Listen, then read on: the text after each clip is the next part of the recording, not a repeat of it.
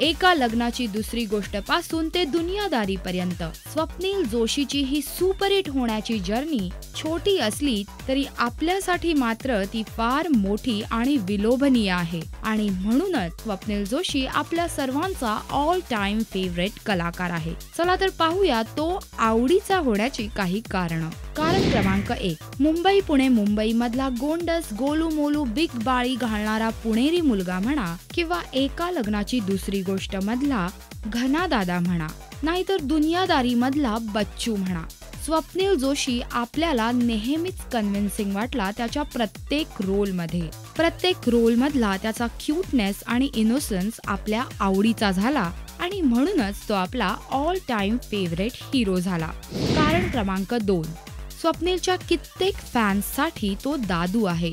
एका लग्नाची दुसरी गोष्ट मधला घना दादा म्हणून समोर गेलेला स्वप्नील कित्येक तरुण तरुणींचा दादू नक्कीच झाला, पण पुढे जाऊन मात्र त्याने ही इमेज ब्रेकही केली। दुनियादारी, मंगलाष्टक, वन्स मोर, प्यार वाली लव्ह स्टोरी या अशा अनेक रोमॅन्टिक सिनेमांतून त्यांनी अनेक तरुणींच्या काळजाचा ठोका चुकवला। कारण क्रमांक 3, स्वप्नील आपल्या फॅन्सची खूप काळजी घेतो। त्याला आपल्या बऱ्याच चाहत्यांची नावे तोंडपाठ आहेत। त्या चाहत्यांनी बनवलेल्या फॅन्स ग्रुपची ही नावं तोंडपाठ आहेत। आपल्या चाहत्यांची तो मनापासून काळजी घेतो आणि म्हणूनच तो त्यांचा खासम खास होतो। कारण क्रमांक 4, उत्तम कलाकाराप्रमाणेच तो उत्तम होस्ट, उत्तम कॉमेडियन म्हणून प्रेक्षकांच्या भेटीस येतो।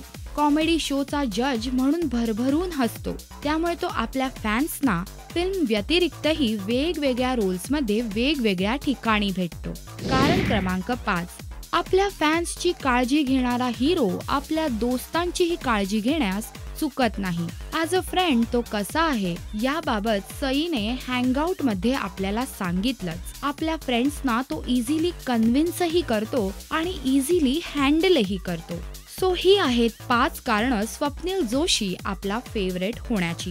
या व्यतिरिक्त आणखी काही कारणं तुमच्याकडे असतील तर आम्हाला नक्की सांगा। नमस्कार, मी स्वप्नील जोशी आणि तुम्ही पाहताय राजश्री मराठी।